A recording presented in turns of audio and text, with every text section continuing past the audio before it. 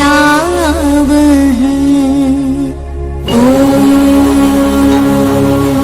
शांति शांति शांति।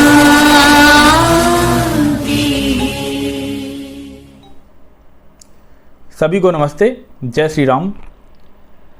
अच्छा, कुछ लोगों को उड़ता तीर लेने की बहुत बुरी आदत होती है, और इतनी बुरी आदत होती है कि ये बस तीर देखते नहीं कि उसको लेने के लिए पहुंच जाते हैं, लपक लेते हैं जाके उसको। सभी लोग समझ रहे होंगे कि किसकी बात हो रही है। यहाँ हम नीले कबूतरों की बात कर रहे हैं। हाँ, वही नौबौद्ध। इनकी उड़ता तीर लेने की बहुत बुरी आदत है। अच्छा, लोगों को बवासीर होती है, इनके मुंह में बवासीर हो जाती है। मतलब जहां देखो पहुंच जाएंगे, मुंह से हकना चालू कर देंगे। और साइंस के जन्मदाता हैं ये भाई। साइंस पैदा ही इन्होंने की है। बहुत खतरनाक साइंस पैदा की है इन्होंने। विश्वास नहीं होता? देख लो, स्वयं देख लो। गोलमाल है भाई, सब गोलमाल है। गोलमाल है भाई, सब गोलमाल है। अरे गोलमाल है भाई, सब गोलमाल है। हर सीधे रास्ते की एक टेढ़ी चाल है। सीधे रास्ते की एक टेढ़ी चाल है। गोलमाल है भाई, सब गोलमाल है। गोलमाल गोलमाल। देख रहे हो ना, कितनी अद्भुत साइंस है भैया। साइंस के जन्मदाता हैं ये। अच्छा, इनमें से एक बौद्ध भिक्षु भगवान राम पर प्रश्न उठाते हुए बोल रहा है। पहले सुनो कि ये क्या प्रश्न उठा रहा है, फिर इस पर हम आगे चर्चा करेंगे। वो श्रृंगी ऋषि के पास जाती हैं जंगल में। श्रृंगी ऋषि के पास जाने के बाद में वो प्रसन्न होते हैं और उनको फलों की खीर देते हैं। वो खीर को खाने के बाद में भगवान पैदा होते हैं। फलों की खीर खाने के बाद भगवान पैदा होते हैं। अभी इसमें बहुत सारी माएँ हैं।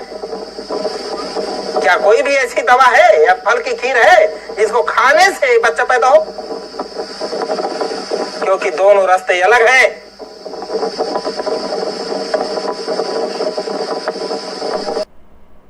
तो आपने सुन लिया होगा कि भाई साहब क्या बोल रहे हैं। इनका प्रश्न ये है, इनका कहना ये है कि भगवान राम जैसा कोई पैदा नहीं हुआ। ये सब हम लोगों ने मनगढ़ंत कहानियाँ बना ली हैं, क्योंकि खीर खाने से कोई पैदा हो सकता है क्या? और उनकी रानियाँ गईं और उन्होंने बोला ऋषि से जाकर, उन्होंने फल की खीर दी और उससे ये भगवान राम पैदा हो गए। अच्छा, हमने पहले ही बोला इनके मुंह में बवासीर है और इनके दिमाग में भी बवासीर है।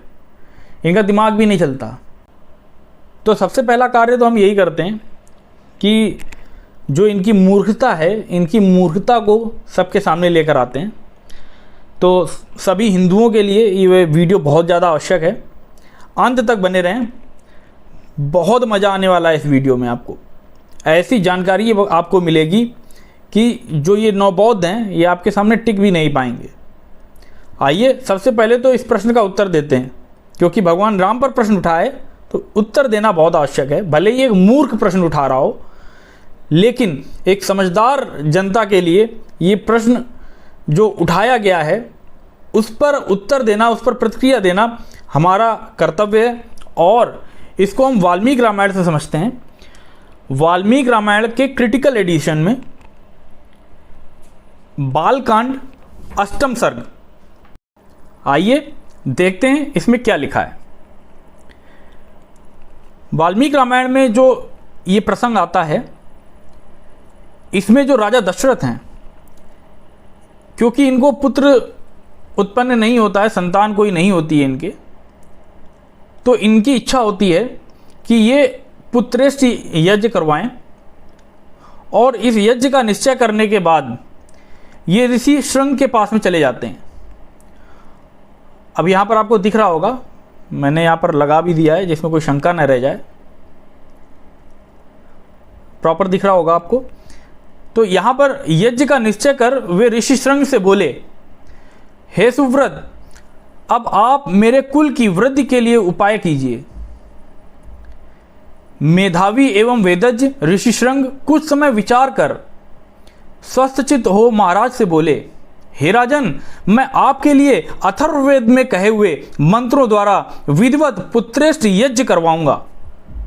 इसके विधिपूर्वक संपादन होने से आपका मनोरथ अवश्य पूर्ण होगा। तदंतर तेजस्वी ऋषि ने पुत्र प्राप्ति के लिए पुत्रेष्ठ यज्ञ आरंभ किया और विधिवत मंत्र पढ़कर आहुति देना आरंभ किया। थोड़ी देर के पश्चात महाराज दशरथ के आहवनीय अग्निकुंड से अतुल प्रभायुक्त स्वर्ण से निर्मित और चांदी के पात्र से ढके दिव्य खीर से पूर्ण पात्र को प्यारी पत्नी के समान दोनों हाथों में लिए हुए ऋषिशृंग ने महाराज दशरथ की ओर देखकर कहा। क्या कहा? हे नरशार्दुल, यह खीर विद्वानों द्वारा यज्ञाग्नि में निर्मित की गई है। यह पुत्रोत्पादक, प्रशस्त और आरोग्यवर्धक है। इसे आप लीजिए। फिर से सुनना, क्या कहा? हे नरशार्दुल, यह खीर विद्वानों द्वारा यज्ञाग्नि में निर्मित की गई। यह पुत्रोत्पादक, प्रशस्त और आरोग्यवर्धक है। क्या है ये? आरोग्यवर्धक, अर्थात ये औषधीय गुणों से भरपूर है। आज भी अगर किसी व्यक्ति को संतान उत्पत्ति नहीं होती तो वो डॉक्टर्स के पास में जाता है और उनसे दवाइयाँ चलवाता है, उनके जो प्रिस्क्रिप्शंस हैं उनको फॉलो करता है। अब इसका अर्थ ये नहीं कि सिर्फ वो दवा खा रहा है और उससे ही पुत्र हो गया। भाई यहाँ पर आरोग्यवर्धक का क्या अर्थ है? साफ साफ लिखा हुआ है कि ये आरोग्यवर्धक है, अर्थात ऋषियों ने उसमें औषधि गुण मिलाए थे जिससे ये जो भी उनका मनोरथ था वो सिद्ध हो सके। लेकिन क्योंकि ये सभी साइंस के जन्मदाता हैं तो इनको ये सब बातें कहाँ समझ में आएंगी। अब बहुत अद्भुत साइंस है। अच्छा, भगवान राम पर प्रश्न उठा रहे हो, हमारे पास में तो उसका उत्तर है कि साफ साफ लिखा हुआ है वहाँ पर कि ये खीर जो है, भाई जो हमारे ऋषि थे उनको पता था कि हमें किस प्रकार की औषधियों को यहाँ पर मिलाना है, उसको निर्मित करना है, उसका निर्माण करना है। बस उसको, उस खीर को यज्ञाग्नि में पकाया गया था। सीधी सी बात है। तो यहाँ पर तो प्रमाण है। ये मूर्खता बंद कर दो कि खीर खाने से भगवान राम कैसे पैदा हो गए। कहीं नहीं लिखा ये, और बल्कि यहां पर यह लिखा है कि जो ये विद्वानों द्वारा यज्ञाग्नि में निर्मित की गई थी, और क्योंकि ये पुत्रोत्पादक, प्रशस्त और आरोग्यवर्धक है, इसे आप लीजिए। अच्छा, यहां पर प्रश्न उठा दिया, लेकिन एक बात बताओ, नौ बौद्धों, नीले कबूतरों, भगवान बुद्ध कैसे पैदा हुए थे? भगवान राम पर प्रश्न उठाए, हमने प्रश्नों का उत्तर दिए। जब प्रश्न उठाओगे तो प्रश्न तो तुम्हारे ऊपर भी उठेंगे। तो जरा ये बताओ कि बुद्ध कैसे पैदा हुए थे? भाई प्रश्न तो बनता है ना। भगवान राम के लिए तुमने बोला कि वो खीर खाने से कैसे पैदा हो गए, तो हमको ये बताओ कि ये बुद्ध हाथी के पेट में के अंदर जाने से कैसे पैदा हो गए? मतलब हाथी से बुद्ध पैदा हो जा रहे हैं। ये कहाँ की साइंस है? मतलब कितनी गजब की साइंस है। साइंस तो टपक रही है, उसको लपक लेना चाहिए। और इसे हवा में नहीं बोल रहे हैं हम, इसके प्रमाण है। भाई ये जो नौ बौद्ध हैं ये दूसरों पर प्रश्न उठाते हैं, लेकिन भाई अपने ऊपर पहले अपनी गिरबान में झांको ना। अगर हम लोगों के ऊपर प्रश्न उठा रहे हो तो पहले पढ़ो, उसके बाद में प्रश्न उठाओ। और हम लोगों का जो भी चीजें हैं उनको पढ़ने से पहले अपनी चीजों को तो पढ़ो। इनका एक ग्रंथ है ललित विस्तर, मैं सामने इसकी फोटो लगा देता हूं, 1 मिनट, दिख रहा होगा अब आपको। तो इनका ये एक ग्रंथ है ललित विस्तर करके। अच्छा, ये बहुत ही प्रमाणिक ग्रंथ है, बौद्ध भिक्षुओं द्वारा लिखा गया है। और सिर्फ इस ग्रंथ में नहीं, सिर्फ ये ग्रंथ, ऐसा नहीं है कि सिर्फ इस ग्रंथ में ही बौद्ध के जन्म से संबंधित जो भी कहानियां हैं जो प्रचलित हैं वो दी गई हो। इन्होंने बाकायदा क्या कर रखा है, शिलालेख बना रखे हैं, शिलालेखों में मतलब उकेर रखा है, बहुत प्राचीन है जो। तो ये कहकर नहीं भाग सकते कि हम पुस्तक नहीं मानते। पहली बात तो पुस्तक तो तुम्हारे द्वारा लिखी गई है, तो और बहुत प्रमाणिक पुस्तक है, तो उसको तो मानना पड़ेगा। और अगर तुम वो ये कहकर भाग भी रहे हो तो भाई शिलालेखों से कैसे भागोगे, वो भी तो तुमने उकेर रखे हैं। तो यहां पर जो कहानी है वो क्या है, मतलब बहुत ये प्रमाणिक है, ऐसा नहीं कि कोई भी कथा बोल दी गई। तो इनकी पुस्तकों में क्या लिखा है कि भगवान बुद्ध कैसे पैदा हुए थे, आइए जानते हैं। एक हाथी द्वारा बुद्ध का जन्म होना यह सोचने में विवश कर देता है कि क्या सच में बुद्ध नाम का कोई व्यक्ति पैदा भी हुआ था या एक कल्पित कहानी मात्र है। भाई हाथी के द्वारा कैसे कोई बच्चा पैदा हो सकता है? खीर खाने से बच्चा नहीं पैदा हो सकता, ठीक है भाई, दवा खाने से नहीं हो सकता, ठीक है भाई, तो हाथी से कैसे हो सकता है? इस बात का तो उत्तर दो भाई, कैसा साइंस है ये कि हाथी से बच्चा पैदा हो रहा है? आइए इस कहानी को देखते हैं, कहानी क्या है। ये ललित विस्तर में ही गर्भावक्रांति परिवर्त इसमें आ जाते हैं और देखते हैं कि इसमें क्या लिखा हुआ है। इस प्रकार हे भिक्षुओं, शिशिर काल के बीत जाने पर विशाखा नक्षत्र से युक्त वैशाख मास में श्रेष्ठ ऋतु वसंत काल के अवसर पर जब पेड़ अच्छी अच्छी पत्तियों से छा गए थे, उन पर बहुत अच्छे अच्छे फूल रहे थे, ठंड भी चली गई थी, गर्मी भी ना आ पाई थी, धुंध भी मिट गई थी, धूल भी ना उड़ती थी, नरम नरम हरे हरे तृणों से छाई हुई धरती सुंदर एवं शांत थी। तब तीनों भुवनों में ज्येष्ठ लोक में पूजित बोधिसत्व 15वें दिन पड़ने वाली पूर्णमासी तिथि में ऋतुकाल मुहूर्त देखकर, समझना, ऋतुकाल मुहूर्त देखकर पुष्य नक्षत्र के योग में व्रतोपवास ग्रहण करने वाली जन्मदात्री माँ की दाहिनी कोख में तूषित लोक के श्रेष्ठ भवन से उतरकर स्मृति एवं ज्ञान के सहित, यहाँ पर समझना कि भाई मुहूर्त देखकर पैदा हो रहे हैं। ये क्या लिखा हुआ है, पूर्णमासी तिथि में ऋतुकाल मुहूर्त देखकर। इन्होंने पहले से ही ये डिसाइड कर लिया है, मतलब इन्होंने देखा है कि मुहूर्त ये भाई सही है, तभी हम पैदा होंगे, नहीं तो नहीं पैदा होंगे। साइंस है भाई ये, इसको ऐसे हल्के मत लेना, साइंस है ये। उन्होंने पहले से ही सब प्रॉपर व्यवस्थाएं की और देखा कि भाई ऋतुकाल कब आएगा, तो वो मुहूर्त जब आएगा तब हम पैदा होंगे, तभी हम माँ की कोख से निकलेंगे। तो पुष्य नक्षत्र के योग में व्रतोपवास ग्रहण करने वाली जन्मदात्री माँ की दाहिनी कोख में तूषित लोक के श्रेष्ठ भवन से उतरकर, किसी तूषित लोक से उतर कर आए भाई, वहाँ कोई भवन है वहाँ से उतर कर आए, स्मृति एवं ज्ञान के सहित 6 दांतों के, वीर बहुटी जैसे माथे के, सोने की रेखा जैसे दांतों के, अविकल अंग प्रत्यंगों के, परिपूर्ण इंद्रियों के, बाल गज बनकर, गज का अर्थ हाथी, गज बनकर प्रविष्ट हुए, प्रविष्ट होकर दाहिनी करवट से गर्भ में रहे, बाईं करवट से ना रहे, गज बनकर आए। अच्छा, थोड़ा सा समस्या हो तो प्रॉपर आइए आगे देखते हैं पूरी कहानी को, पूरी जो जन्म से संबंधित कहानी है वो है क्या। तो जो भगवान बुद्ध की माता बोली जाती है महामाया, तो उन्होंने एक स्वप्न देखा। अच्छा, स्वप्न क्या देखा उसको देखते हैं। हिम एवं रजत के समान श्वेत, 6 दांतों वाला, सुंदर पिछले पैरों वाला, सुंदर अगले पैरों वाला, सुंदर लाल सिर वाला, मनोहर गति वाला, वज्र के समान दृढ़ अंगों की गठन वाला श्रेष्ठ हाथी पेट में समा गया।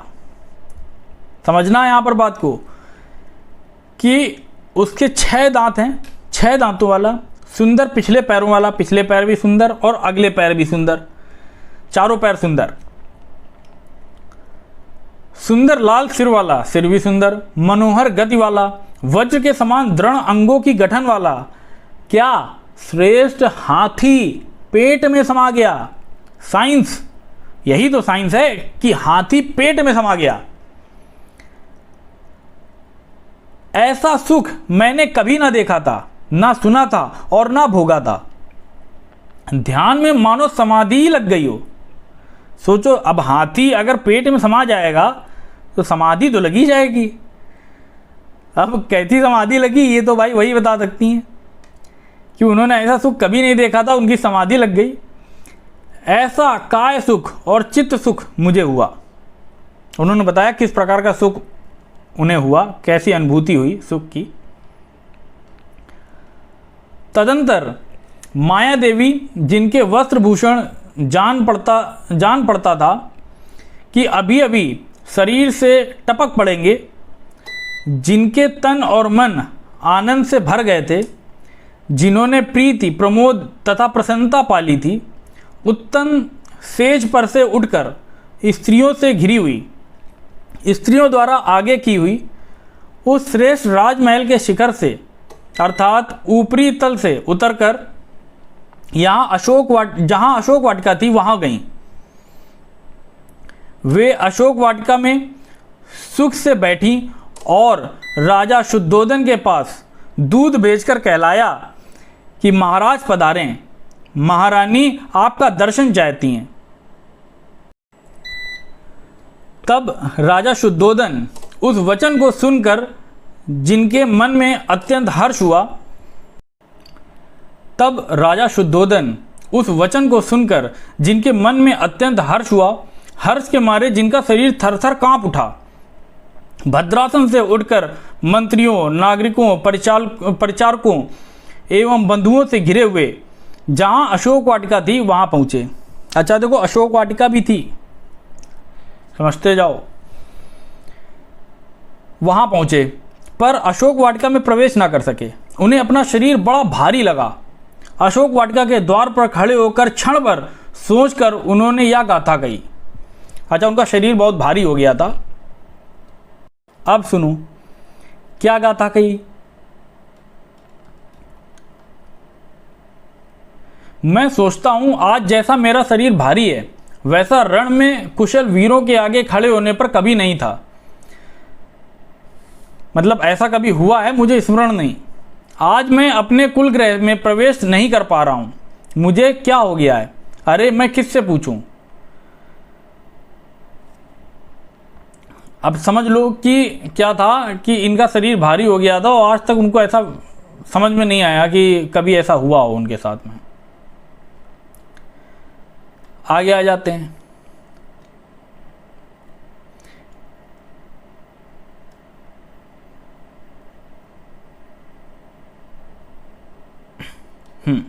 हे राजन, व्रत, तपस्या तथा गुणों से युक्त, तीनों लोकों में पूज्य, मैत्री तथा करुणा का लाभी, पवित्र ज्ञान के जल से अभिषेक कर चुकने वाला महात्मा बोधिसत्व तुसितपुर से अवतार ले तुम्हारे पुत्र के रूप में माया देवी की कोख में आया है। ये उनको बताया गया कि राजा शुद्धोधन जो थे उनको बताया गया कि भाई उनको तो पता नहीं था कि कोई पुत्र वगैरह पैदा होगा या मतलब ऐसा कुछ होने वाला भी है। उनको कैसे पता होगा? क्योंकि भाई हाथी पेट में समाया था। तो उनको ये बताया गया कि तुसितपुर से एक बोधिसत्व अवतार लेने वाला है। किसकी कोख से? माया देवी की कोख से। तब राजा शुद्धोधन 10 नखों वाली उंगलियों से अंजलि बांधकर अपना सिर कांपते हुए सत्कार के भाव से युक्त भीतर घुसे और तब मान एवं अहंकार से रहित माया देवी को देखकर बोले, बोलो तुम्हारे लिए क्या करूं? बोलो तुम क्या चाहती हो? तब देवी ने कहा, क्या कहा देवी ने? हिम और रजत के समान श्वेत, चंद्रमा और सूर्य से बढ़कर चमकने वाला, सुंदर पैरों वाला, कटे छटे अंगों वाला, 6 दांतों वाला, वज्र के समान पोढ़ा और गठीला, शोभन रूप वाला श्रेष्ठ हाथी मेरी कोख में प्रविष्ट हुआ। अब इन्होंने बताया कि भाई कटे छटे अंग थे, सुंदर पैर थे, 6 दांत थे, मतलब 6 दांतों वाला, सूर्य की तरीके से, चंद्रमा की तरीके से चमकने वाला था, और वो हाथी मेरी कोख में प्रवेश कर गया। अब मैं गर्भवती हूँ, उसका लक्षण सुनाओ। मैं धुंधलेपन से रहित चमचमाते हुए त्रिसहस्त्र लोक धातुओं को देख रही हूँ। सेज पर लेटी मुझ देवी को सर्व देवता स्तुति कर रहे हैं, मतलब देवता जो हैं वो उनकी माता की जो माया देवी थी उनकी स्तुति कर रहे थे। मुझ में ना तो खिल अर्थात चित्त के क्लेश विशेष हैं, ना द्वेष है, ना रोष है और ना मोह है। शांत चित्त से युक्त ध्यान सुख के साथ ज्ञान मुझ में है। मतलब ये बताती हैं कि ना मुझ में द्वेष रह गया है, ना रोष रह गया, कुछ भी नहीं। हे राजन, तब क्या बोलती हैं ये कि हे राजन, वेदों तथा स्वप्न शास्त्रों एवं ग्रहों की गतिविधि में कुशल ब्राह्मणों को यहाँ शीघ्र सत्कार के साथ बुलाओ, जो मेरे इस स्वप्न का ठीक ठीक फल बतलाएं कि इससे मेरे कुल का शुभ होगा अथवा अशुभ। बहुत अच्छे से समझना, ये जो नवबौद्ध गाल बजाया करते हैं दिन रात सोशल मीडिया पर कि वेद जो हैं वो ब्राह्मणों ने लिखे और वो सब उल्टे सीधे हैं, उसमें अत्याचार लिखा हुआ है, ये लिखा हुआ है, वो लिखा हुआ है, इनकी ही पुस्तकों में लिखा है कि हे राजन, कौन बोल रहा है? बुद्ध की माता बोल रही हैं। समझना, ये बुद्ध की माता से ज़्यादा समझदार हैं। जो आजकल के नवबौद्ध हैं, जो ये कटोरा लेके घूमा करते हैं, ये बहुत ज़्यादा समझदार हैं। किससे? भगवान बुद्ध की माता से भी ज़्यादा समझदार हैं। वो क्या बोल रही हैं वहाँ पर कि वेदों तथा स्वप्न शास्त्रों एवं ग्रहों की गतिविधि में कुशल ब्राह्मणों को यहाँ शीघ्र सत्कार के साथ बुलाओ, जो मेरे इस स्वप्न का ठीक ठीक फल बतलाएं और इससे मेरे कुल का शुभ होगा या अशुभ होगा ये बताएं। आगे देखते हैं।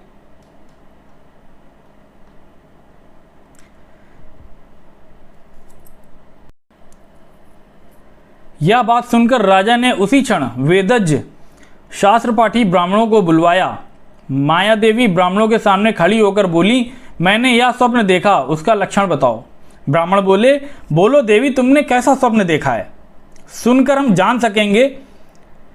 तो देवी ने कहा कि हिम और रजत के समान श्वेत अर्थात मतलब चंद्रमा और सूर्य से बढ़कर चमकने वाला, सुंदर पैरों वाला, कटे छटे अंगों वाला, 6 दांतों वाला, वज्र के समान पोढ़ा एवं गठीला, शोभन रूप वाला श्रेष्ठ हाथी मेरी कोख में प्रविष्ट हुआ, उसका लक्षण बताओ। उन्होंने सब बता दिया कि भाई ऐसा ये हाथी था, ये हमारे अंदर प्रविष्ट हो गया, अब बताओ क्या करना है, शुभ है या अशुभ है ये। तो यह बात सुनकर ब्राह्मण बोले, बड़े आनंद की बात सोचो, कुल का अशुभ नहीं होगा। लक्षणों से अलंकृत अंगों वाला राजवंश का वंशोद्धारक महात्मा चक्रवर्ती पुत्र तुम उत्पन्न करोगी। तो उन्होंने बोला, ये चक्रवर्ती पुत्र उत्पन्न होगा तुम्हारे। यदि वह घर नगर काम भोग तथा राज्य छोड़कर राग रहित सब लोगों पर दयालु हो, बेघरवारी होगा, तो तीनों लोकों में पूजनीय बुद्ध होगा। अमृत के उत्तम रस से संपूर्ण जगत को तृप्त करेगा। तो अब इन्होंने बोला कि भाई जो ये बच्चा पैदा होगा उसके ये लक्षण हैं, और ये अगर ये लक्षण है तो वो बुद्ध है भाई तुम्हारे कोख में, तो बुद्ध जन्म लेंगे। अब प्रश्न ये है, सोचने की बात यह है कि भाई हाथी ऊपर से आकर गर्भ में स्थापित हो गया और बच्चा हो गया, मतलब बुद्ध हो गए। ये भाई कैसा विज्ञान है? नहीं मतलब इसमें हमको साइंस बताओ कि जो हाथी है वो पेट के अंदर कैसे समा सकता है, और हाथी पेट के अंदर, अगर कहो कि सपने में समा गया तो भाई बच्चा कैसे हो सकता है उससे? बच्चा भी हो रहा है। ये गजब का साइंस है। अच्छा, ये भाग नहीं सकते, मैं बार बार बोल रहा हूं कि ये भाग नहीं सकते भाई। इस प्रश्न का उत्तर तो इनको देना पड़ेगा, इस प्रश्न का उत्तर तो इनको देना पड़ेगा। इन्होंने भाई, इसके पुरातात्विक प्रमाण उपलब्ध हैं, इसके पुरातात्विक प्रमाण उपलब्ध हैं। यहां पर ये देखो, यहां पर ये माया देवी लेटी हुई हैं और ये जो हाथी है ना, ये इनकी कोख में प्रविष्ट कर रहा है, कोख में समा रहा है। और ये क्या है, भरूत स्तूप पे इन्होंने उकेरा हुआ है। ये भरूत स्तूप है जो मध्य प्रदेश राज्य के सतना जिले में है, और ये बहुत प्राचीन स्तूप है जिसको बोला जाता है कि सम्राट अशोक या शुंग वंश के राजाओं द्वारा बनवाया गया था। तो इतना पुराना है ये, देख सकते हो आप कि माया देवी लेटी हैं और हाथी प्रविष्ट कर रहा है, उकेर रखा है इन्होंने नीचे। और भी दिखाते हैं, एक ये देखो, ये हाथी है, ये माया देवी लेटी हुई है और ये हाथी प्रविष्ट कर रहा है इनके गर्भ में। ये सांची स्तूप पे है, सांची स्तूप पे भी बनाया गया। सांची स्तूप के भव्य तोरण द्वारों में भगवान बुद्ध की माता महामाया के स्वप्न में हाथी आने की घटना, बाद में हाथियों द्वारा महामाया का वंदन और अभिषेक करने का बहुत सुंदर शिल्प उकेरा गया है। सांची का स्तूप है ये भी बहुत पुराना है। तो भाई हमको ये बताओ कि किसी हाथी के पेट में समा जाने से पहले, तो हाथी समाया कैसे पेट में, और अगर समा गया तो बच्चा कैसे पैदा हुआ? यहाँ पे कौन सा साइंस है? तो इससे तो सिद्ध होता है कि बुद्ध जैसा कोई पैदा नहीं हुआ, एक कल्पित कहानी मात्र है बुद्ध। भाई प्रश्न तुमने किया है तो प्रश्न तो उठेगा, जब तक तोड़ेंगे नहीं तब तक छोड़ेंगे नहीं। तो अब जरा इस प्रश्न का उत्तर दो, क्योंकि साइंस के जन्मदाता हो आप, जन्मदाता आप ही, साइंस के माता पिता भगवान हो, है ना? तो फिर इसका उत्तर दो, हम भी जाने, लोगों को भी पता चले कि बुद्ध जैसा कोई पैदा हुआ भी था, बुद्ध जैसा कोई था भी या नहीं था। एक कहानी बना दी, कोई भी कहानी गढ़ दी। तो मुझे लगता है कि ये इतना बहुत होगा इनके लिए। पहले तो इस प्रश्न का उत्तर दे दें। भगवान राम पर प्रश्न उठा रहे हैं, तो उन पर उठाने से पहले अपने बारे में देखें, अपने गिरेबान में जाके और अपनी पुस्तकों को पढ़ें कि उनकी पुस्तकों में क्या लिखा हुआ है। तो मुझे लगता है कि आप लोगों को बहुत अच्छे से समझ में आ गया होगा। अगर आपको ये वीडियो अच्छी लगी, ये जानकारी अच्छी लगी, तो अपने दोस्तों के साथ में इस जानकारी को शेयर करो, अपने फैमिली मेम्बर्स को ये जानकारी भेजो, जिससे वो भी इन सभी विषयों के बारे में जान सकें, कोई उनको बरगला ना सके। ऐसे बहुत से बौद्ध नवबौद्ध घूमते रहते हैं। तो चैनल को लाइक करें, सब्सक्राइब करें और वीडियो को ज़्यादा से ज़्यादा शेयर करें। मिलते हैं किसी नए टॉपिक के साथ में, तब तक के लिए नमस्ते, जय श्री राम।